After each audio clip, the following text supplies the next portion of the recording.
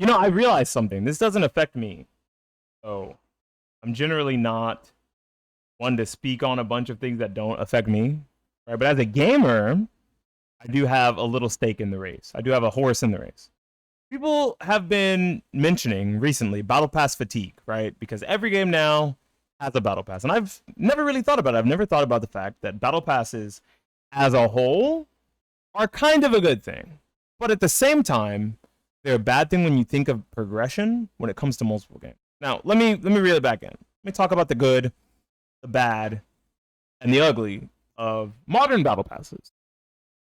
The good modern battle passes, there's a few. The first is it's a good way to keep player attention, and it's generally a lot of good content for not too much money. When you look at the way previously content rollout was structured in shooting games, fighting games, it was almost always in, or you could even look at it the same way in card games because it still works this way. Big expansion packs, right? It's expansion packs, whether it comes to Burning Crusade or Mists of Pandaria with an MMO or a new version of Ultra Street Fighter 4, Super Street Fighter 4, Street Fighter 4 Arcade Edition or Base, or map packs in something like Call of Duty, right? Which unfortunately really split up the player base, and the amount of people who can play each specific version dwindles. It makes the player base feel small in a game that has a pretty decent amount of active players. But you can't queue up with someone who doesn't have the same maps as you, doesn't have the same version of Street Fighter as you. If they're playing Eternal formats because they don't have the new cards in something like Magic the Gathering or Pokemon, then you can't play with them in like an online or offline sanctioned way. Right? That's one of the goods of Battle Passes. Another good of Battle Passes is that generally it's mostly cosmetic. It's mostly just things that do not affect gameplay and keep pay to win out of games that want to monetize themselves, which I would consider a good thing. Right? A lot of games go the more pay to win route when it comes to some of their monetization because they don't have a good way to structure the game around something like a battle pass or an MMO pass. I believe like RuneScape has a hero pass now, right? So a lot of games go towards microtransactions that are either very predatory and scummy or completely pay to win, which I mean, those are also you can kind of put those two together. Scummy and gross monetization is generally monetization that happens to be pay to win. Now, those are like the two biggest goods of a battle pass, right? I think the bads of a battle pass, I don't know if they always outweigh them, but one of the most personal ones to me, one of the least personal ones to me, rather, is time gating.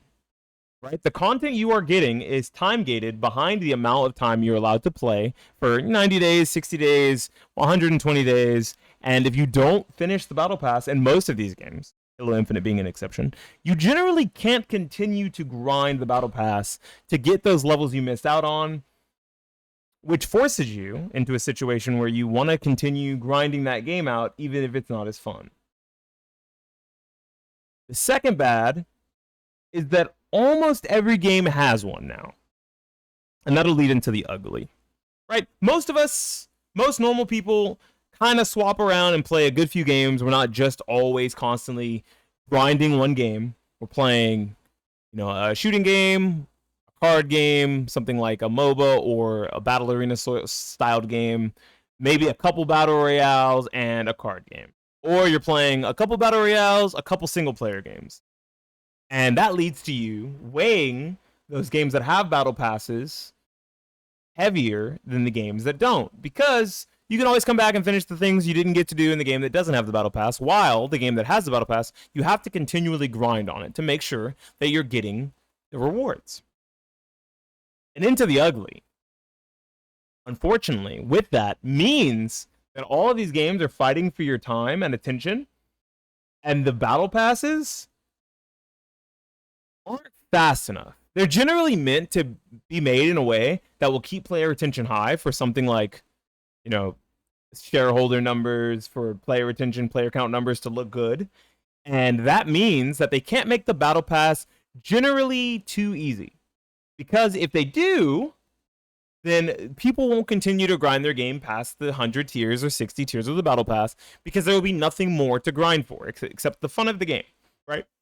So you assume that they'll bounce off and go play something different, move on, which lowers your player numbers towards the end of a season. The second big ugly is that now battle passes create this really bad sense of FOMO where you're no longer allowed to enjoy a game in its most primal state. You have to enjoy it kind of as a machine, right? You think of the way that battle passes are structured, and you get XP for finishing matches, you get XP for getting eliminations, for getting kills, for helping on the point, for opening chests, right? And something like a battle royale. And then you also get XP for finishing quests. And the vast majority of the XP you get from most battle passes is from finishing quests. And generally the quests aren't normal, simple gameplay things that you're going to do every match. They're things that are a little out of the way that make you play in a different way than normally you would have to, which makes it feel more like a job, or a part-time job at least, to grind out those things that you already paid for that are locked behind that battle pass that was $10. Right? You don't want to lose the value. So now you're forced into a situation where you grind out that battle pass or you stop because you realize it's not worth it anymore. Me personally, it's easy enough for me to say that it's not worth it anymore and stop grinding battle pass if I'm no longer having fun with the game. I ridicule and mock battle passes that do not give you sufficient XP for playing the game, and generally that you only make progress on your account by doing quests. I think battle passes like that are really bad. They're predatory. They kind of ruin the way the game feels because you're forced to do things a certain way, or you don't get any reward outside of just winning for playing the game. Right? You don't make any battle pass progress, which is what these games are using as their form of progression. That's really the only progression left in most multiplayer games. I think that battle passes are a net positive. They're probably the best monetization that we have for games, that we've had for games in a long time, especially free-to-play ones, because the vast majority of them aren't pay to win. They're just cosmetic. They're cool little skins and gems/currency to get yourself more skins or to get the next battle pass. But some of these games really make it not feel worth it because of how long they take, for the amount of grinding that you need to do, or the change of gameplay constantly by trying to grind out quests and daily quests. Do I think that there's a better form of free-to-play monetization out there? No, I don't. I think that it's the best monetization that I can think of that feels fair for both the players and the developers. But it might need to be reeled back and moved a little closer to being in line for consumers who are not all consuming of one product. That is my real gripe with Battle Pass.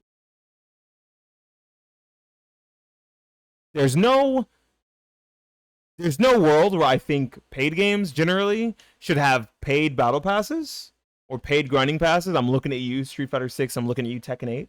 I don't generally think that games like that are $60 or $70 on top of DLC for characters should have battle passes. But they're pretty inegregious forms of monetization that currently, for fighting games and for both of the two major fighting games that have them, they don't really have anything good enough locked in them that they even warrant a purchase.